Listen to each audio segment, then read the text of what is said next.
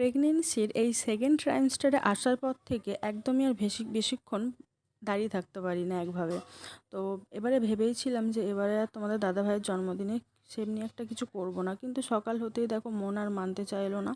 তো আমি আবার আরম্ভ করে দিলাম কিছু করতে, জোগাড়যন্ত্র করতে। আর তো আজকের মেনু ছিল, প্রথমেই করেছিলাম দেখো পাট শাক ভাজা, পটল ভাজা, বরবটি ভাজা, ভেন্ডি ভাজা, আলু ভাজা, বেগুন ভাজা আর মাছ ভাজা। তো এই 7 রকমের ভাজা করেছিলাম।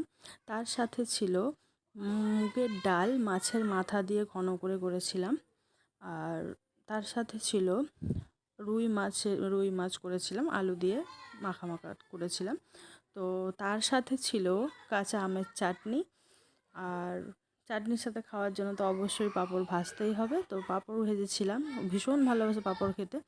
আর তার সাথে ছিল জন্মদিন যেটা না হলে ইনকমপ্লিট, তো লাস্টে ছিল তোমার গোবিন্দভোগ চালের পায়েস। এই ছিল আজকে আমার আয়োজন। তো কেমন লাগলো